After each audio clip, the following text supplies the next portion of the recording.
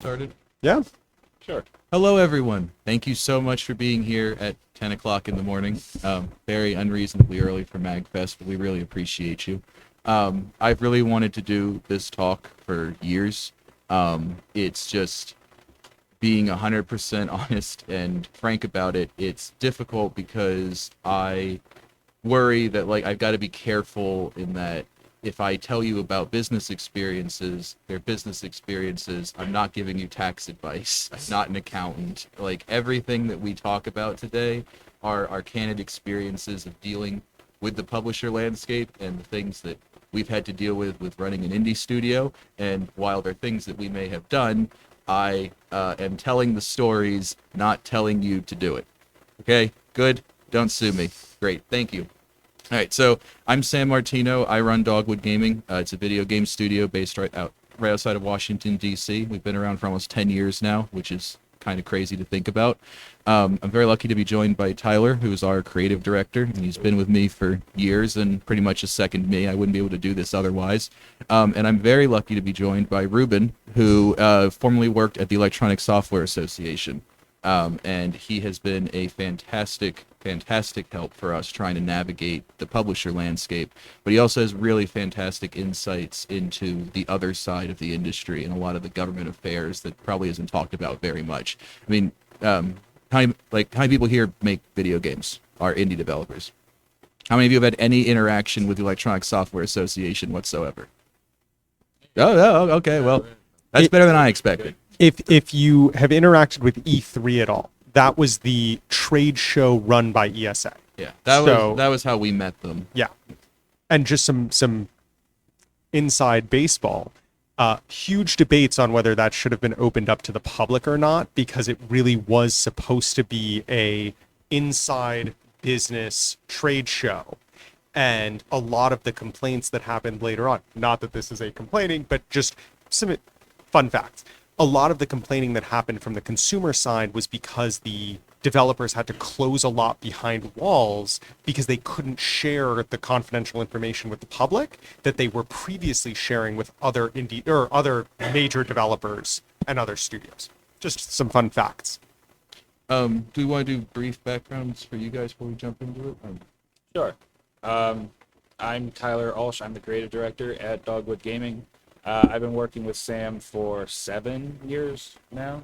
I've kind of had my hand in pretty much every aspect of game development at this point through Dogwood Gaming, from QA all the way through to, well, project management stuff. I've worked on, I think, 4 different titles with Dogwood now. And yeah, I was with him for most of these stories that he's got to tell you. So he can validate them. He can tell you when I'm full of it. Yeah, no, he's lying. Yeah, I'm Rouben. I am a lawyer, so anything I say, I'm not your lawyer. I don't represent you. It is not legal advice. But I do government affairs. I am a passionate gamer, and so that's kind of the focus is tech and video games that I went into. I worked at the ESA, that was mentioned.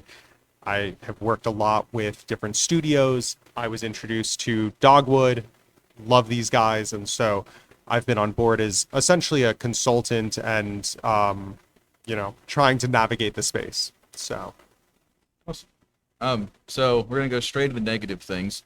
So over 60% of the publishing companies closed in the last year that were existing in the video game landscape are all gone.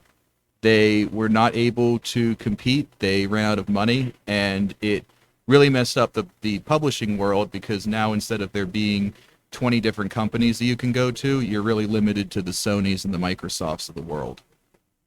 The window for publishing, or has anybody tried to go through the publishing process, try and get support from the bigger companies?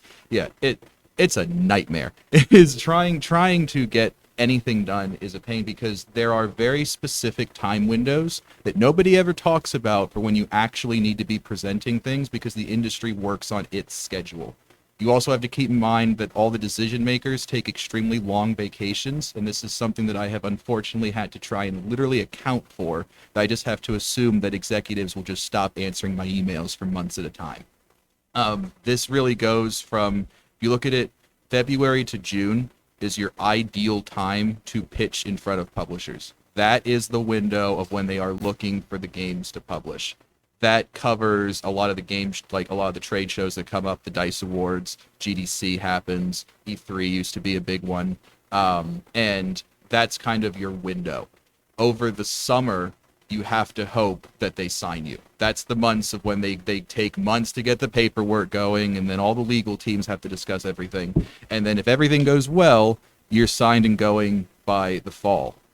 If that doesn't happen, because you miss most of the summer, you won't be able to get a response from decision makers probably from like the beginning of July till end of September. You will expect most decision makers to be out of office, which is an insanely long time for things to sit undone, but like it's honestly crazy the number of times that I will get emails from like major companies like Microsoft and Sony literally 3 months later because I can't get a decision from the people that are not in the office. And then once you hit the middle of November, all these decision makers are now gone for the holidays, and they don't come back until the end of January. We as developers have to build around this incredibly tight schedule. And I mean, all of you know, like, that's not how games work. You're not always ready in this very short window of time.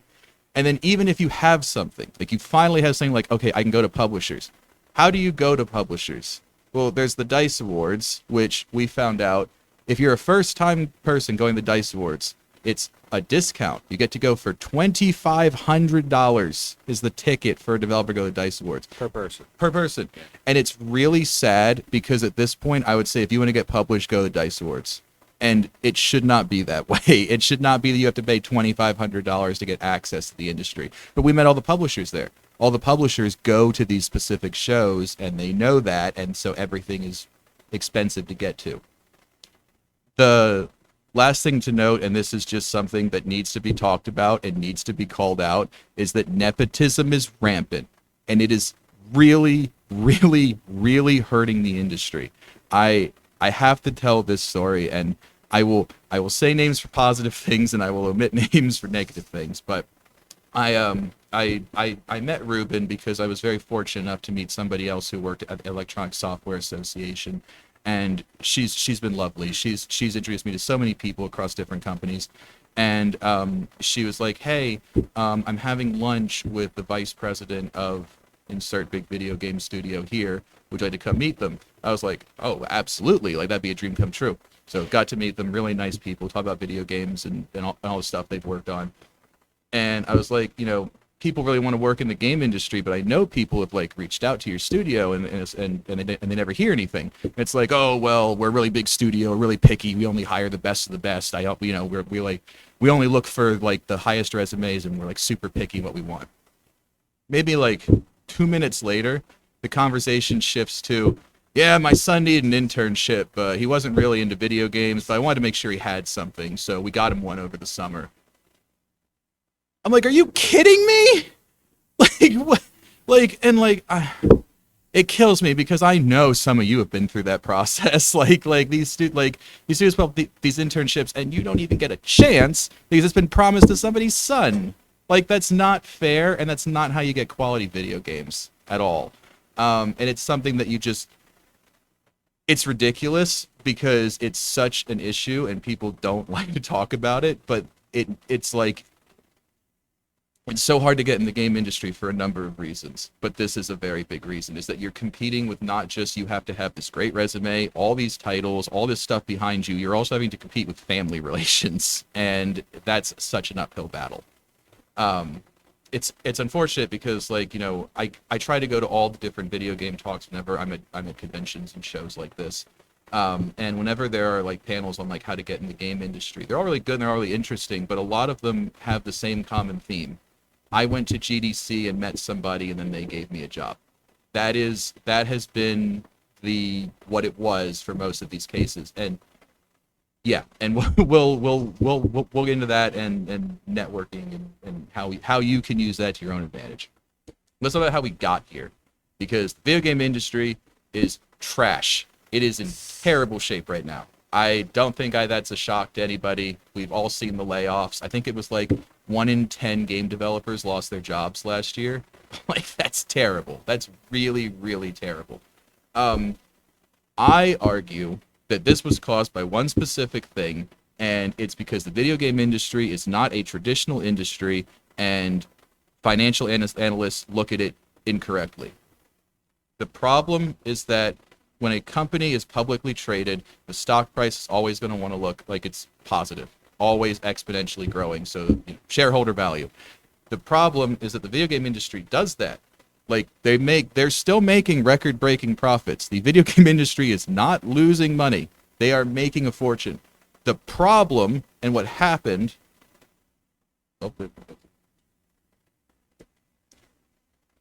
You see that dip where it says VR, AR, and there's that tiny little dip to, like, we're trying to 188 billion. That right there is why the industry is the way it is. People looked at that and said, the game industry is retracting. It's bad. Pull back money. Nobody's buying it anymore. And that's obviously not the case. What happened was COVID hit us, and everybody was locked in their homes. So what did people do? They played video games. And that dip is when the COVID restrictions lifted and people went outside. People didn't buy less video games. They just weren't locked in their homes forever. But the problem is that when financial analysts look at it that way, it looks like the game industry is retracting and that people are putting less money into it, people are buying less games, and like, oh, we need to pull back. When that's 100% not the case, and they're still making a ton of money. You want to talk to that, Rouben? Yeah, I just wanted to also note, correct me if I'm wrong, Sam, but that also coincides with the consolidation of all of the game developers and publishers in what's now known as the Embracer Group scandal. Broke right around that time as well. Yep. If anyone doesn't know, it was a multi-billion-dollar investment fund that essentially bought a bunch of publishers, including things like Gearbox. They also bought a lot of IP. They own the rights to the Lord of the Rings video game IP. Saints Row, all those, yeah. Yep, and they ended up having their funding pulled for failure to close deals, and all of those publishers now are getting resold to people like Xbox, who just acquired Gearbox. That also coincided at the same time, so it was the perfect storm in the video game industry to kind of cause this retraction in funding. Yeah. And unfortunately, that's what got us to where we are now, of what it used to be, where the big companies would take a risk and make 100 different games and see what would happen and see what was a success. And that's how we got all of the huge IPs that we have today. They wouldn't have happened if people hadn't taken the risk and tried to make something new. The problem is now that, when people look at The Last of Us and they see how many hundreds of millions of dollars it made, it said, well, why don't we put hundreds of millions of dollars into making a Last of Us game? Well, because if that many people don't buy it, you kill a studio. And that's what happens, is that you put all your eggs in one basket, it doesn't work, it kills the entire studio. So it's like, in that, I don't know why that is such a difficult concept to like push forward. Like, and it's not like these funds don't exist. Like, we see there are announcements of multi-$100 million investments in projects all over the place, but so many of them, it's like they were a former executive at Rockstar or a former executive at Blizzard, and like they're coming with a huge war chest already. And it's not like, oh, this guy just started an indie studio, look at all the funding. It's like, no, he's like a 20-year veteran at the industry, and he met all these people that now want to produce his game. What can you do? Make a difference.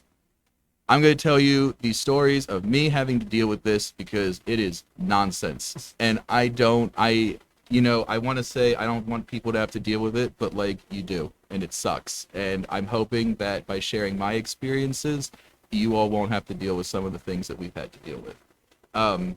Present at the right time of year is a big thing. It will save you so much headache in the long run if you know for the times that you're trying to present for. It allows you to actually focus on different things. I mean, for us, we time things around these events and the things that we're showing. Like, if we know, okay, this is our window for publishing. We try and have trailers and demos and all of our marketing materials ready for like the first half of the year. And then that gives us the summer and the fall to develop and build things.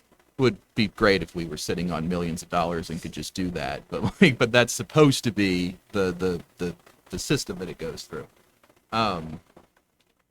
Monetization is such an awful word, and I wish that like, I think the unifying thing with all of my meetings with publishers is that all of them asked about monetization in like the first 15 minutes of the conversation.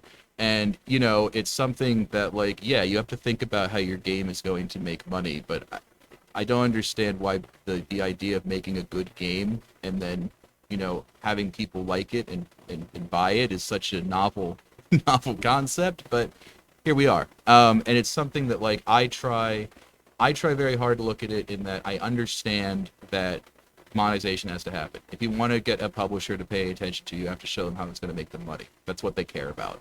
But there are ways that you can do it that don't have to be predatory. And that's a big thing, is that I will do whole sections on monetization, how I want to do it, numbers and financials. And they'll ask for that. And for anybody who's done financials for video games knows that that's the stupidest thing anybody could possibly ask for.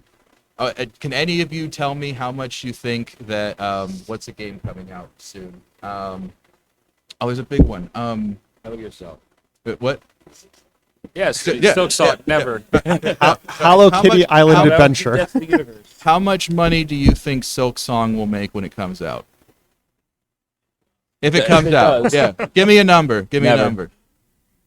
You got it. I'm sold. Show me the graph. Wow, that's Like, no, that's a but good like, amount. but like, Cool. it's.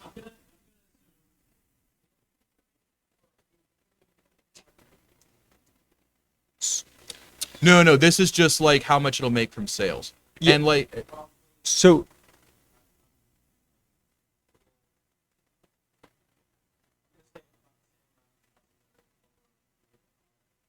but So what they're looking for is they want a business plan that shows how much. So they want to know how much you've put in, how much you still need to put in, which I'm sure all of you know. I have learned. I am not a coder, but I have learned from coding friends. There's no way to estimate that. You never know what bugs are going to come up. You never know how much you're going to spend on quality control and making sure your game is ready to launch. But they want a hard number. And going over that number is a big deal. And the last thing they want to know is how much, well, it's how much are you going to make from monetization, and when am I going to get paid back, and how much are you going to pay me back? They want all of that information in the budget of your game. So it's not just how much I've spent and how much I'm planning to spend. It's also how much I'm planning to make and how much am I planning to give to you. yeah, that's what they care about. And the thing is that we've done so many financial reports and budgets and things like that, and it's totally random every single time. Like there's no way you could possibly predict revenue for a video game. It's like any other creative industry. Nobody knew Among Us was going to make hundreds of millions of dollars. Nobody knew Power World was going to make $1 billion. Like, there's no way to predict these things.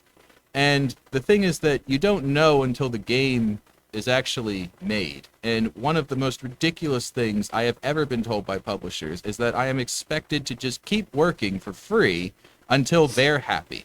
And it's insane because, like, we've been going to these conventions for years, and like we've met with, you went to GDC and you met with like Ubisoft and Sony and Microsoft.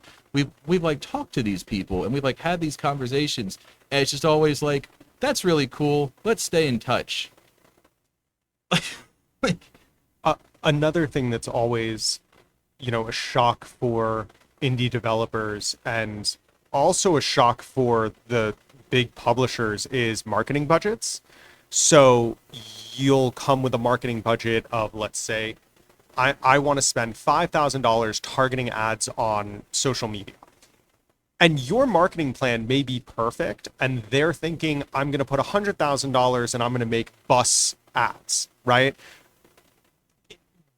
Sometimes they don't know their own audiences, and marketing budgets can bloat a budget if the publishing deal ends up happening, to the point where the game can actually lose its success because it's spending so much on a marketing budget that doesn't make sense. I would always advise, if you have a marketing plan, include that in a budget as well, because they will take that into account and enjoy seeing that you're thinking about how to target the audience that you're trying to target. Because that's the other thing they want to know, is what audience are you trying to target? Because again, it all comes back to, how am I going to make my money? Who is actually going to buy this game? So, I'm going to be completely blunt, and this was a big part of this talk, is that I need to shake the game industry to understand this next point. What do indies need to be successful? They need money. They need funding.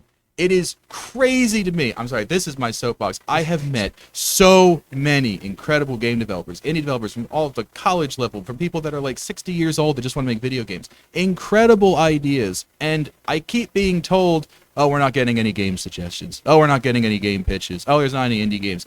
No, they all exist, but people can't eat nothing. People have to eat food. It's like when we present budgets, like 90% of my development budget is to pay developers. Do you remember we met with that one guy? He was a crypto bro, so I'll warn you there. He was trying to argue to us that we shouldn't be paying a 3D modeler more than $24,000 a year. And I was like, get the hell out of here. Yeah, thank you. Like, I was like, you're out of your mind. We didn't email him back.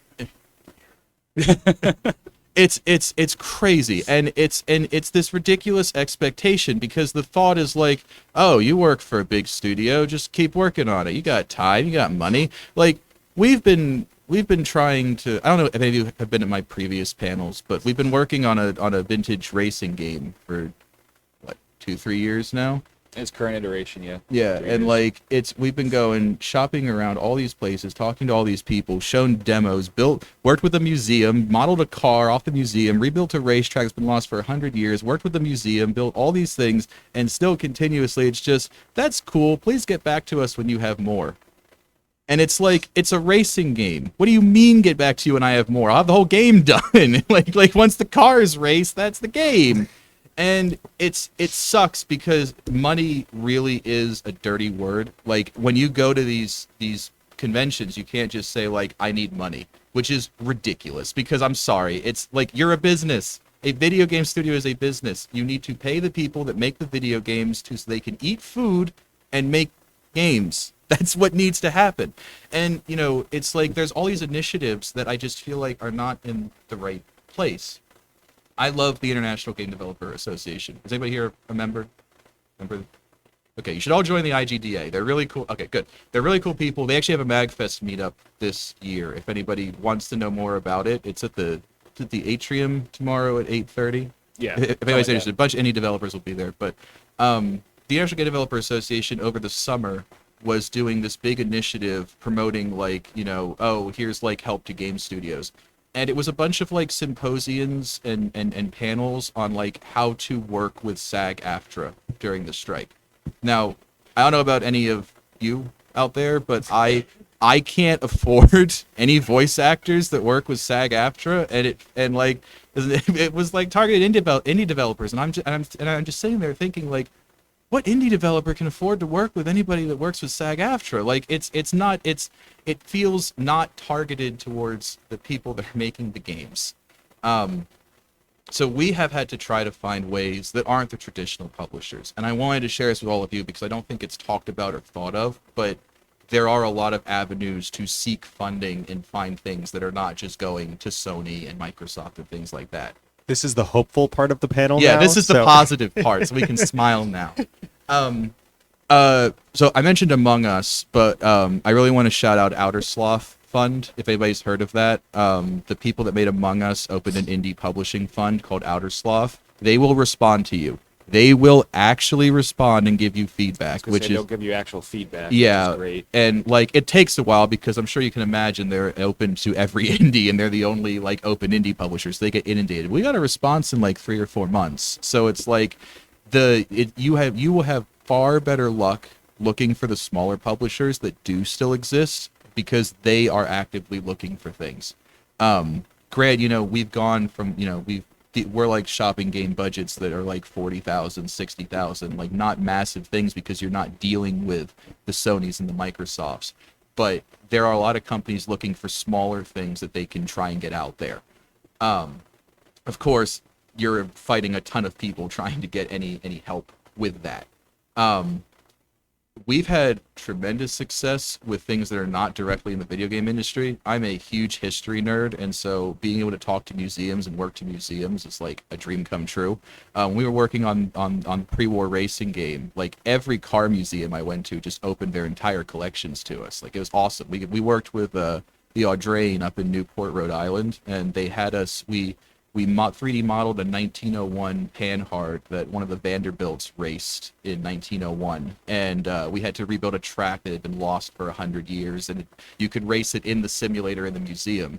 And we had kids as young as like 8 or 9 that were learning how to drive manual, and they loved it. And it's like that, and like people like organizations love that. Like every museum out there has the exact same problem. How do we attract young people? Every single one of them has the exact same problem, and this is a really great way to do it. I mean, especially for anybody into older cars, like the huge issue with them is that it's an industry dominated by old men. So it's like, what's going to happen to the cars when they die? And they're trying to find ways to get people interested, and video games are a really great way to do it. I definitely want to talk about state funding as a big note, because this is something that is 100% not talked about, and like I need to share my stories about this because I want other people to bang on your representatives' doors and try to get support for your business because you deserve it. Going through state and government funding for video games is really interesting because it's a gray area. Because you're an entertainment business, they can't necessarily be like, here's a grant for $100,000 to make a video game. However, we got a grant from TEDCO, which is the Technology Council for Maryland, for $50,000 for AI development. And the whole thing was that we were very lucky. The guy, and throwing this out there, the guy who runs grants for TEDCO, his image because on the government websites, there's like, here's a professional photo and here's a silly photo. The silly photo is him holding a PS4 controller. He's a huge Soulsborne fanboy, and so when I was giving the presentation, it was like everybody in there didn't know what Pac-Man was. They're like, Pong was the most these people had ever heard of. And then I'm like at the end of the presentation, and his name is Jean-Luc. Jean-Luc goes, well, as a Soulsborne fan, I think these games look amazing and this would be great for Maryland. And so the whole thing was that we were trying to build an RPG like Mass Effect, and I wanted to have really complex companion interactions like what Mass Effect could do. So we were building an AI system, and Jean-Luc was like, well, you could use that AI for other industries, and we could argue that it could be used for film and other things. And because there was an argument that it could be used outside of video games, it was pushed through, and we got a grant through Maryland. Does anybody live in Montgomery County? Really local here? Okay. I'm going to tell you a wild story, and this is one of my I'm not gonna say favorite video game stories, but I really hope this drives home the point that this is ridiculous and it needs to be better. So my fiance's parents are really big into sailing. They're a bunch of socialites up in Rhode Island, and I was there one time for a trip, and they were like, oh, you should talk to our friend Mr. Petrie. He's a really good businessman. He can help you. And I'm like, oh, what Mr. Petrie did? And they're like, oh, you know the easy button from Staples? He invented that. And I was like, what? And he's like, yeah, he made millions of dollars. I'm like, okay. And he's like, yeah. And then he went and invested all in the biomedical industry. Now he's worth hundreds of millions of dollars. The guy who made the easy button, that's what he went and did. So I'm like, oh, okay. And so he was like, yeah, come over and I'll help advise you. And so we go over to this insane mansion on the water in Rhode Island, and he's like, oh, so what are you looking for? And I'm like, I mean, we're just trying to find basic funding to operate. It's our budgets aren't huge, and I think at the time we we're looking for $50,000, and he was like, it's like, that's nothing. He's like, you just go to your local government. It's like any county government's gonna have a business development council. Just go ask them. It should be easy. And I'm like, oh, okay. I had never thought of trying to approach Montgomery County because I always looked at the federal level. So I go to Montgomery County. Montgomery County has an organization called the Business Development Council. The Business Development Council is supposed to be the organization for Montgomery County that helps with small business development, for not just money, but also how to form all the paperwork and do everything. So I go there, and the office is dark. No one in there at all, totally dark. and there's a phone number, and I call them, and somebody answers, and they're like, "Oh yeah, we don't help small businesses anymore. We do like real estate investments now for the county. Nobody's in the office. You should go talk to the county." I'm like, "Who at the county?" So thankfully, my mom is a receptionist for a law firm in Rockville, and so she knows where all the government offices and everything are. And she's like, "Oh, you should go talk to the Treasury, because they might be able to point you in the direction of who does small business." So you go to the address for where the Treasury is in Rockville, and it's actually not the Treasury. It's a random office building across the street from the Treasury. So there's me with two random old people trying to pay their taxes. Like, "Do you know where the Treasury building is?" And I'm like, "It's the address they gave me." So it's across the street in like the old courthouse, for those of you who know Rockville Town Center. And so I go in, I'm like, "Yeah, who do I talk to about small business assistance?" And the person's like, "I don't think we have small business assistants." I'm like, "What do you mean you don't have small? You're the county, you're the Treasury Department." And they're like, "Oh, I don't know. I would just go ask somebody else." And so I leave, and I'm like, "What do I do?" And then my mom was like, "Oh, well, the executive office is right down the street. Why don't you just go ask there?" I'm like, "Fine, sure." So I walk over the big executive office where like Elric is and everything, and it's massive, massive skyscraper and totally empty. Nobody in there. I'm like, like it's just the lobby. And so I'm like walking around, and a cop comes in. So I ask him, and I'm like, "Does anybody man the front desk?" He's like, "Oh, I'm just dropping off paperwork. I have no idea." And I like tell him what I'm trying to do. And the officer's suggestion was, I would just go bang on every door until you find what you're looking for. And I'm like, "All right, that's what you say to do." So I'm like, legitimately, I'm just wandering through the executive building of Montgomery County. Nobody's stopping me. Nobody knows what to do with me. And I finally end up at like really crazy. It was like something out of like Half-Life. It was there's in the basement of the executive building is this massive like security room with like dozens of security just eyeing me, and I'm like, "Yeah, I'm trying to find out about small business development." And he sends me to this floor for ended up being the office for like personnel from Montgomery County. And like these poor people are like running HR, and they're like, "I don't know what to do. Like, what are you asking for?" And the HR department from Montgomery County, bless them, the most helpful people in our entire local government, found there was a guy who runs small business development from Montgomery County. Finally had a name. Called him, told him what we were trying to do, and he's like, "Oh, there's this group that we work with that like does all the small business funding. They're up in Frederick." I'm like, "Okay." So I drive to this all one day, by the way. so I drive all the way up to Frederick, go to this office, go in there, and I'm like, "Yeah, so and so told me to come talk about small business development." And they're like, "Why? We don't do small business development." I'm like, "What are you talking about?" And they're like, "He's been here like soliciting money for Montgomery County a couple times." But like they're like a technology, I don't know. They do like government grants. Not even involved. And so they're like, "There's this group called TEDCO that you might want to talk to." And I'm like, "Where's TEDCO?" "Columbia." This is all in one day. I drive all the way over to Columbia, this random corporate park. I'm so done with it. I just go in, find the office. There's nobody in there. I'm like, "You're kidding me." Bang on the glass door.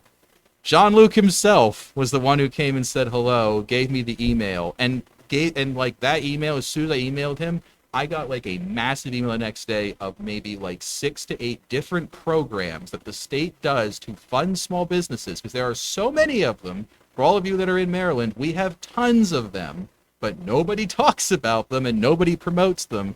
Look up TEDCO. Yeah. TEDCO is your best bet to try and find stuff for video game funding in the state. Yeah, and so this is kind of on the government section of things. Every state has small business development opportunities. The federal government has grants that they're giving out. They're also, and all connected to nonprofit, which is also what I'm here to discuss as well. But there are also nonprofits that they don't know that they want a video game. Okay. And I'll connect this. I'll get back to that in a second. But in terms of the government, there are a lot of resources that most people don't know about. You're in Maryland, you're across the river from DC, your federal elected official, their job is to take care of you. And they're right there. Yeah. I mean, I don't know. Many of you weren't from Maryland. I don't know if you're local to the DMV. I would assume most people are fairly local, but if you're not, take the opportunity, go across the river. You are allowed to walk into any building in Congress and knock on your representative's door. They will talk to you. Their staff will meet with you. They will most likely send you to the district office, which is located in the jurisdiction where you live. So it's going to be local to you, and local will be like within, whatever your congressional district is. But they will help you navigate the government system. This is all to say they want you to vote for them, so this is their way of bribing you, right? They're going to help you. If they hear I run a small business in your district, those are triggering words for them to go, how can I help this small business stay in my district and employ members of my district? If you suddenly say I have 2 to 5 employees, they're suddenly now going, we need to take care of these people. We need to put them in touch with government official at X state or council member or whatever, because they want to build that relationship with you, hoping that you become the next major publisher in small town in X state. Yeah. That goes for your local county officials, that goes for your state representatives. But I find, I come from a federal background, I find that the federal government, they have the most swing, and so they will really push hard on the more local officials to make sure that there's movement, and they'll constantly check in with you, again, because they want your vote. And so that's just a really good contact and a good system to use if you're going through trying to get money from the state for whether it be grants or business development or initiatives like that. In terms of nonprofit publishing, so I don't know how much do you want to discuss about? No, we should talk Okay. about. I was going to say I can't remember if we have a full slide on it or not, but like I do want to talk about it. Yeah, I'm also conscious of time for questions as well. So let's why don't we nonprofit publishing is something that we've been exploring and I want to talk about. Why don't we get through it and then we'll talk about it at the end, so we can talk about it a bit more in length. Sure. And then we'll open it for questions. Perfect. That's okay. The one thing I will say on this point of nonprofit publishing is there are nonprofits that currently exist that don't know that they want video games. There are companies from high wealth individuals, nonprofits, that have mission statements. If you can tie a game to their mission statement, pitch it to them. You never know what these people are going to say, right? And it's one of those things where you're like, how can I get money from, and Bill and Melinda Gates is a bad example because they deal with malaria. Well, actually it's not though. You can make a malaria game. Yeah, if you could make a malaria game that educates people on malaria, you can pitch it to the Bill and Melinda Gates Foundation, and they have the funding that you're seeking. And they may be interested in something like that, right? Yeah, exactly. They don't know what they're missing because they don't know how to interact with these studios. They don't know that you guys exist and that you're out there and that you want to make games and you're open to exploring different opportunities. Yeah, I mean, you have to understand that you're dealing with a lot of people in these decision-making positions that are not video game people. They don't know what a video game is. Their understanding of technology is that they bought into Tesla, and because they had a lot of money and they bought a lot of Tesla stock, they made a lot of money, and they're like, oh, I'm a tech genius. But the actual trying to pitch video games is much harder when it's people that don't know it. But there are I'm finding out a lot of organizations are having people that are starting to see the value. One of the best things we had recently happen was I try and speak at as many events and like colleges as I can. I'm somehow pretty extroverted, so I don't mind doing this. But I had spoke to UMBC a couple years ago to this class, and one of the students from the class went to go work for the state for Maryland, and there's a commission for the 250th anniversary of the United States, and Maryland was looking for projects to do, and this guy who I spoke to was like, oh, I spoke to a local game developer, we should do a Maryland game. And now we're in talks to do a Maryland video game with the state, which, these are just opportunities that I wouldn't have even thought of. And this is across all states because it's America's 250th birthday. So if you don't live in Maryland, this is something that you might want to bring up to your state, because I can tell you, it was the ideas were the game and a commemorative magazine. So your odds Yeah. are pretty good. Print magazine. Yes, print Yeah. magazine. Just really going through this, just to touch on what we had spoken about, the indie publishers are worth reaching out to, even though they are lower amounts, like, because they will actually respond to you. They will give you legitimate feedback and tell you this, like, even if they're not like, yes, they will tell you, no, this is why. And that is more valuable than anybody from Sony or Microsoft or anything, because you never get anything back. With one exception. And I really have to shout this man out I was gonna because, say, you have to talk about it because it doesn't make any sense, and I love him because maybe you know Shuhei Yoshida. You ever heard of his name? Sony guy. He was head of indie publishing for he's responsible for so many huge titles: Gran Turismo, Legend of Dragoon, Ape Escape. That's all him. He became head of indies for Sony, and we met him at the DICE Awards. And like, this guy just pulled us to like the VIP section of the hotel with his little notepad and was like writing about our game and like listening to all of it. This guy answers my emails within 24 hours. That is unheard of. Nobody in the industry gets back to me in 24 hours. It takes at least a week. He got a BAFTA Lifetime Achievement Award, and I just sent him an email saying like, "Hey, congratulations, Shuhei." 10 minutes later, "Thanks so much, Sam." And it's like, unfortunately he's retiring, but even he pushed us forward to all the Sony people, made all the introductions, like actually introduced all these people. I'll get to that in a minute because I'm jumping ahead. But I just wanted to present that like there are so many opportunities that are not just traditional publishing to find funding. The funding exists in so many other industries because everybody wants to gamify everything. Gamification is such a big word, and every single industry could be gamified in some way or another. And that's especially where it comes through. You just have to be really creative with it. I mean, thankfully we're in a creative industry, so people are creative, but you need to be able to think, how can I fit into these things? I mean, the malaria game is great. Somebody should try and do that. Yeah, I just came up with that, by the way. Yeah, somebody should pitch it. Yeah, pitch it to the Gates Foundation and let us know if it works. But like that, like stuff like that is like what you can do. Let me know if you need an introduction. And I want to talk about the nonprofit publishing because this is something that we've been exploring as something that nobody's really doing, and I have to say it's something that Ubisoft would really benefit from, but as far as we can tell, nobody's really tried this. And I'll let Rouben talk about the like details, but the basic idea is that people want to make video games for a purpose. You don't just have to make a video game to make money. I know that's a really wild concept, but like, people do make video games because they like making video games. If you can argue that your game has an important purpose to the world and has a reason to exist in an educational or historical value, then you can argue for nonprofit status. This is something that we were looking at for doing for the pre-war racing game because it's a way of doing digital preservation. Nobody's doing digital anything with these cars. They're all just sitting in private collections or museums. So the argument is that if we're able to go and preserve all these cars, rebuild all these tracks, and do everything in 3D, then we're presenting something that's of historical significance. And what I really love about that is that if you do that, you don't have to focus on monetization because you're a nonprofit. And so that way you can focus on just making the game.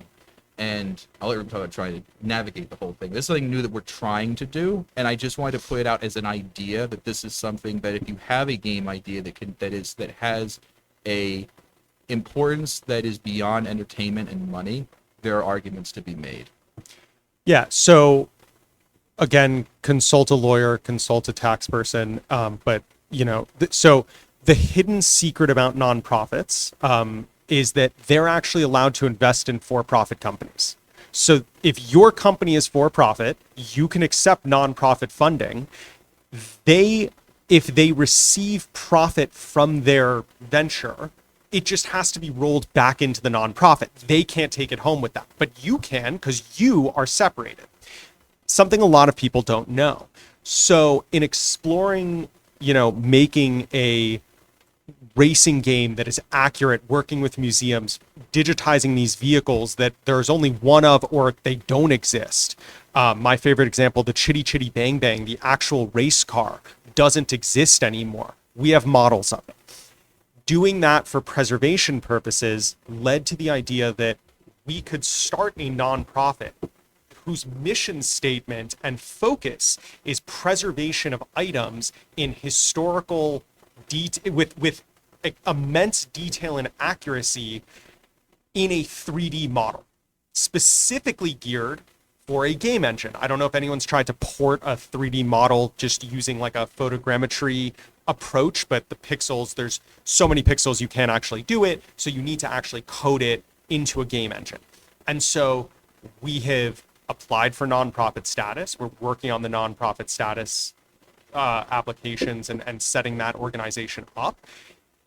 What is interesting is that is one avenue to, if everything works out, when you go and meet people who are interested in games, who have a lot of money, but they're not maybe a game publisher, you can say, hey, listen, if you give to this nonprofit that I'm working with, right, you get a tax deduction, and then I get the funding, and then I can make this game that you're super excited about. Now, there are things that nonprofits have to focus on. So it's you know, if you're a religious entity, if you're an educational purpose, historical preservation is another one that Sam mentioned.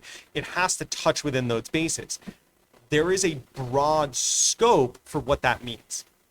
That is all if you want to form the nonprofit. But again, a nonprofit, as long as it fits with their mission statement, can give to any organization. It doesn't actually have to be within those scopes. Those are only if you're forming a nonprofit.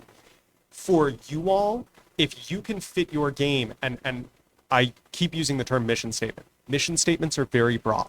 A mission statement could be like, I want people to wake up every morning, and that can be a nonprofit's mission statement. And if you have a game where the purpose of the game is to wake up and like go through daily activities, you could pitch it to them and say, hey, I think this fits with your mission statement, and they can absolutely support you.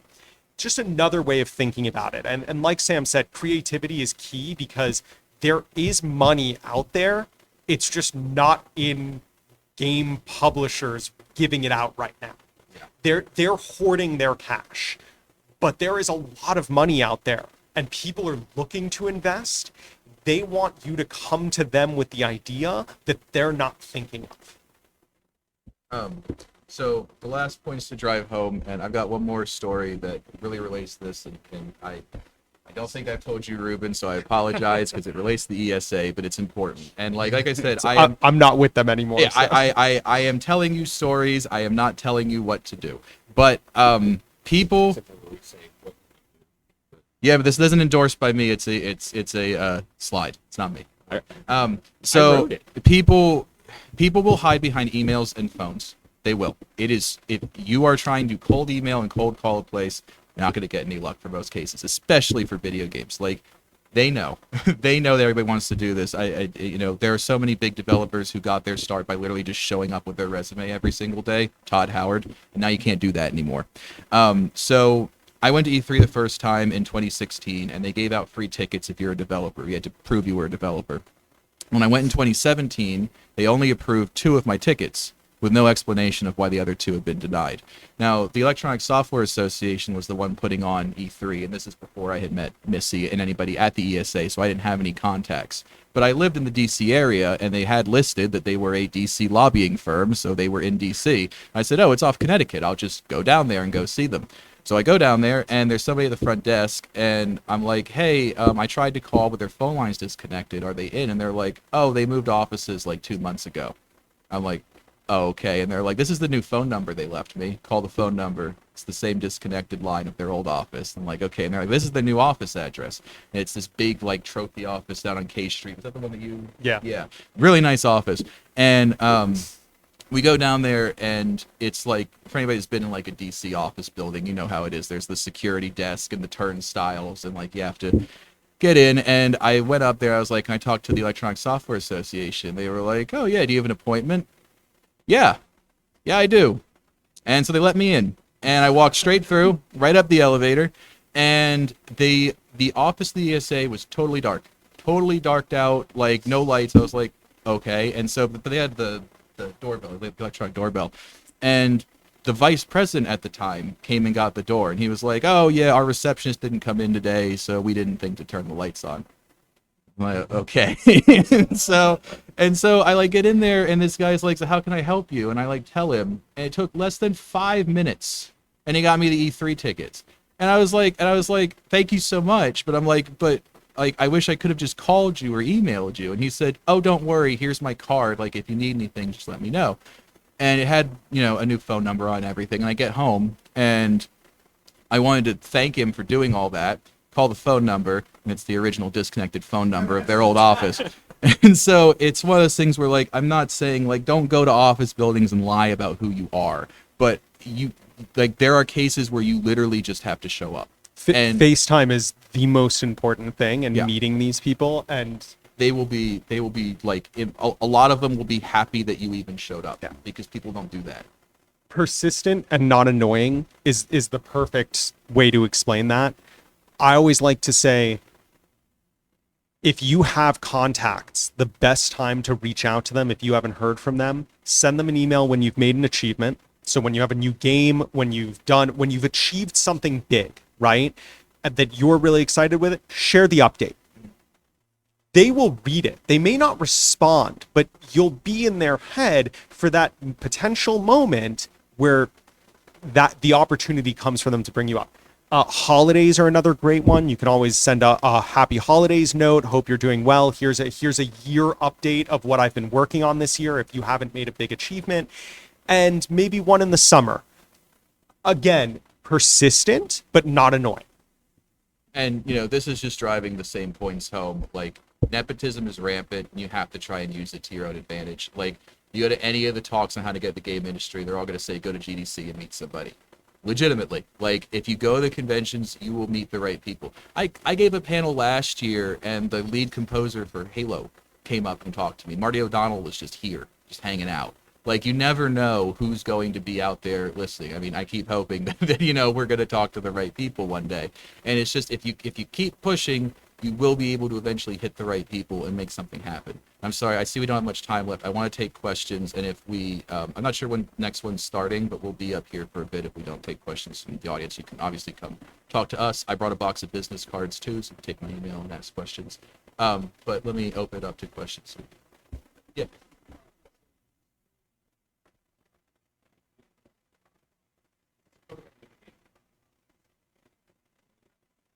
So it depends on the deal you make with the nonprofit, but theoretically, let's say you pitch to a nonprofit, the nonprofit funds you, you're collecting the money.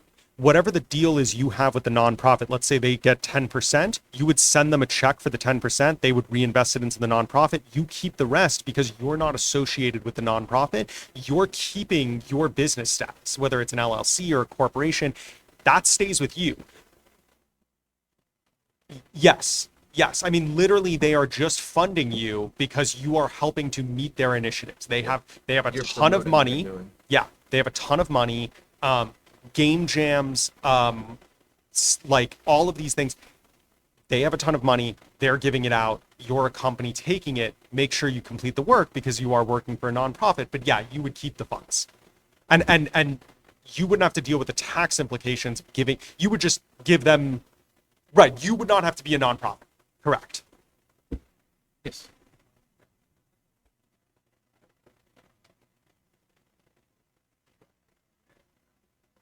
Oh.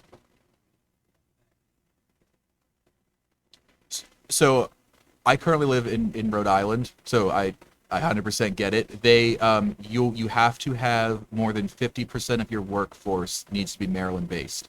That is for TEDCO specifically.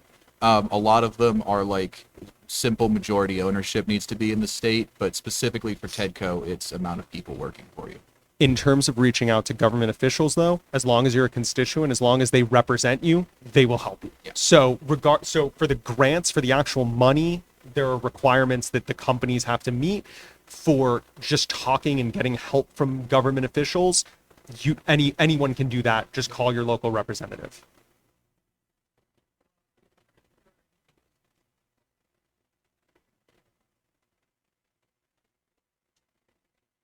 Oh man. We had one get back to us. I'm trying to remember who we were. We recently started working with a guy who's been doing these mass email blasts to try and like find interest for things we're working on, and we've hit a couple recently. But I got to be honest, in the past year, I think I've hit maybe like 3.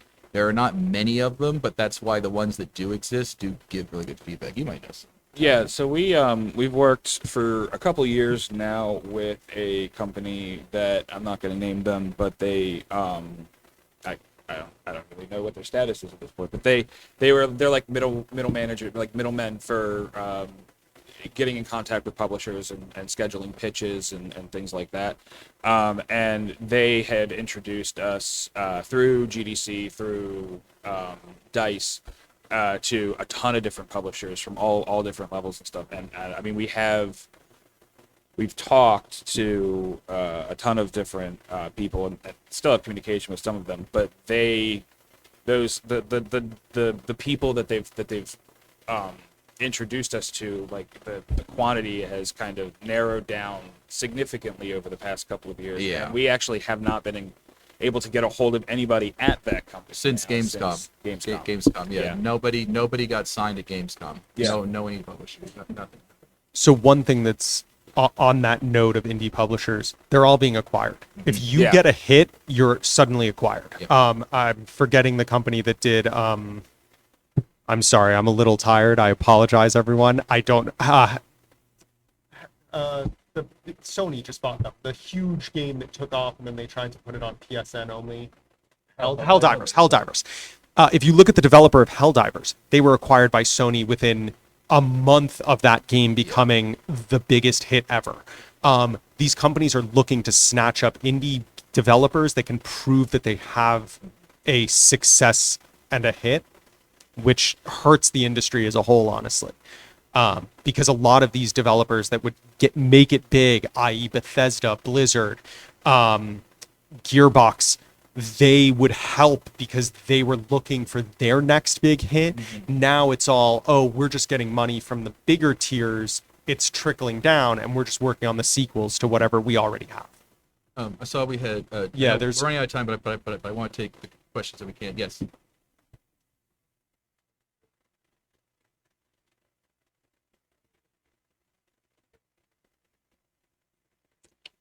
They ask for the budgets, but I gotta be honest with you, I don't think anybody's read a single damn financial report I put together. I've made so many of these things, and they take hours, and nobody reads them. Okay, this is not the actual, like, don't do exactly what we did, but like when we write financial like statements and budgets and everything, it's kind of like they look at the bottom line. It's like we ask for X dollars. Is X dollars equal the to 100 times line? whatever this is? Like, Yeah, and I mean, due diligence exists. Like, investors are supposed to be doing things to make sure that their investment is safe, but until you get to like really like final talks or to actual planning stages and stuff for the project, you're not really going to get kind of that fine-tooth comb from a lot of publishers.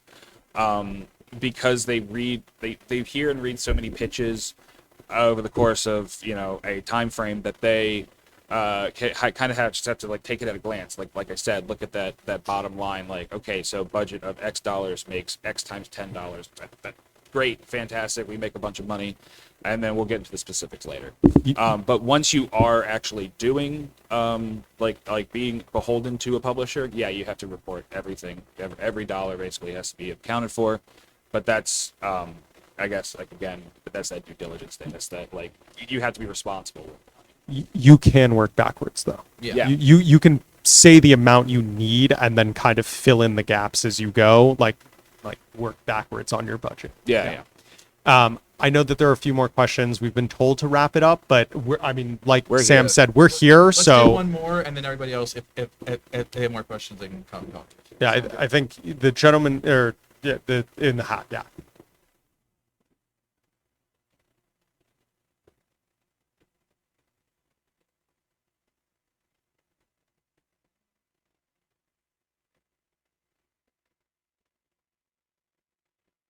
Can I answer this? Yeah. This goes right back to when I was talking about we were working with a company that was kind of that middleman. These do exist. There's like multiple companies that do Yeah. exactly that. Yes, they can be helpful in making those connections. And with our experience, Fortunately, most of them work on a contingency where they make a percentage of whatever your deal is once it's 10%'s the standard. Yeah. That being said, are they necessary? Not really. No. Are they helpful to make connections? Yes. If you're like in the room with the developer though, and they're and you're signing papers, if and I forgive me for forgetting their name, if you're the Helldivers developers, you're gonna want to hire a lawyer. Well, yes. Right, Yeah, like yeah. if you get to the point where you're signing papers with somebody, if you're not seeking funding, if somebody is interested in funding you, you want representation. You want to make sure that you're getting the right rights and keeping the right rights, and that it's protected and that you're protected and all of the things that you want. And most of those lawyers, it depends. If you are at that stage and need recommendations on video game lawyers, I know a few that I'd be happy to pass on that information. Many of them would work like for a commission based on whatever they negotiate, or some would work hourly. But There also might be some incredible video game lawyers here already who might happen to be wearing orange, but seek them out. yes, but yeah. So yes, thank you so much, everybody. Thank you all. If you have any questions, please come talk to us. And like I said, I have my box of business cards because I always forget to bring them. But if you have any more questions, please always email me, and I'm happy to give them to you. But my email is smartino, MARTINO, @dogwoodgaming.com. I'm happy to always answer anything. Yeah, thank you. Thank you all.